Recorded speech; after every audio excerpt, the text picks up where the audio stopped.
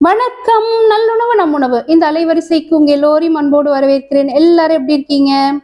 உரப்பு அடை, கார அடை, பருப்பு அடைன்னு ஊருக்கு ஒரு பேர் வச்சாலும் எல்லா ஊர்லயும் ஒரே சுவையில அட்டகாசமா இருக்கக்கூடிய பருப்பு அடை தான் இன்னைக்கு நம்ம இந்த காணொலியில பார்க்க போறோம்.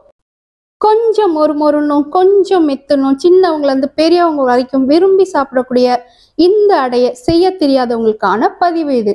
இது பார்க்கும் போதே சாப்பிடணும்னு தோணுதில்ல. வாங்க எப்படி செய்யறதுன்னு பார்ப்போம். நாளைக்கு காலையில என்ன சமைக்கிறதுன்னு யோசிச்சுட்டு இருக்கவங்களும் ஒரு முறை சப்ஸ்கிரைப் பட்டனை தொட்டு அழுத்திட்டு இந்த பதிவை தொடர்ந்து பாருங்க. இந்த அடை செய்யறதுக்கு ஒரு சேர் புழுங்கல் அரிசி, சாப்பாடு அரிசியை கழுவி சுத்தம் பண்ணி 4 மணி நேரம் ஊற வச்சு அது கூட 10 பல்லு பூண்டு, ஒரு 7 வரமிளகாய் சேர்த்து ஆட்டுக்கல்ல போட்டு நல்லா மையா ஆட்டிக்கணும். அதே போலவே 4 மணி நேரம் ஊற வச்ச அரைச்சேர் துவரம்பருப்பு, அரைச்சேர் கடலைப்பருப்பு, இது கூட கொஞ்சமா பெருஞ்சீரகம், தேவையான அளவு உப்பு இதையும் சேர்த்து அரிசி மைய அரைஞ்ச பின்னாடி சேர்த்துக்கலாம். பருப்பை தள்ளி விட்டு அரைக்க 5 நிமிடத்துல பருப்பும் நல்லா அரைஞ்சு கிடைச்சிரும். ரொம்ப கொரகொரனும் இல்லாம ரொம்ப மையமும் இல்லாம ரெண்டுத்துக்கும் இடப்பட்ட ஒரு பதத்துல இந்த மாதிரி அரைச்சி எடுத்துக்கணும். மாவுல ரொம்ப தண்ணி சேர்த்துடக்கூடாது. இந்த மாதிரி கெட்டியாவே அரைச்சி எடுத்துக்கோங்க.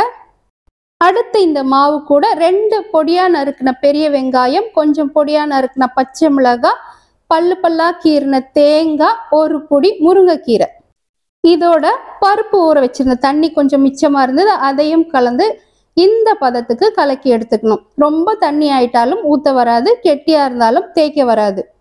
அடுத்து அடுப்புல இரும்பு கல் வச்சுட்டு கல் நல்லா சூடானதும் ஒரு சொட்டு எண்ணெய் விட்டு வெங்காயம் வச்சு தேய்ச்சி எடுத்துக்கிறேன். இரும்பு கல்லில் சுடும்போது தான் நமக்கு இரும்பு சத்தும் சேர்த்து கிடைக்கும். மாவு 2 கரண்டி போட்டுட்டு ஒதுக்கி விடணும். இதை தோசை மாதிரி தேய்க்க கூடாது. இந்த மாதிரி ஒதுக்கி விடும்போது அங்க குழி உண்டாகுதுல்ல, இந்த குழி தான் நம்மளுக்கு அடை ரொம்பவுமே மொறுன்னு வர்றதுக்கு உதவியா இருக்கும். மறுமுறை சொல்றேன், இந்த மாதிரி மாவு ஒதுக்கி விடும்போது ஏற்படுற இந்த குழி இருக்குல்ல, இதுதான் அடை தோசை ரொம்பவுமே மொறுன்னு சுவையா வரவும் காரணம். எண்ணெய்லாம் சேர்த்துட்டு தீயை இந்த மாதிரி மிதமா வச்சுக்கிட்டா ஒரு 2 நிமிடத்துல ஓரளவுக்கு மேல் பக்கம் எல்லாம் வெந்துடும். அந்த குழியா இருக்க இடம்லாம் இப்படி செவந்துடும். இப்போ இதை ஒரு முறை திருப்பி போட்டுட்டு மீண்டும் கொஞ்சமா எண்ணெய் சேர்த்துக்கணும். தீ அதிகமா வச்சு சுட்டோம்னா மேலெல்லாம் வெந்த மாதிரி தெரியும், அடியிலெல்லாம் வெந்த மாதிரி தெரியும், உள்ள இருக்கிற மாவு வெந்திருக்காது. தோசை போல இல்லாம தீயை குறைச்சி வச்சு 2 பக்கமும் 2 நிமிடம் பொறுமையா வேக வச்சு எடுத்தாதான் அடை தோசை இந்த மாதிரி அழகா செவந்து மொறுன்னு சுவையாவும் கிடைக்கும்.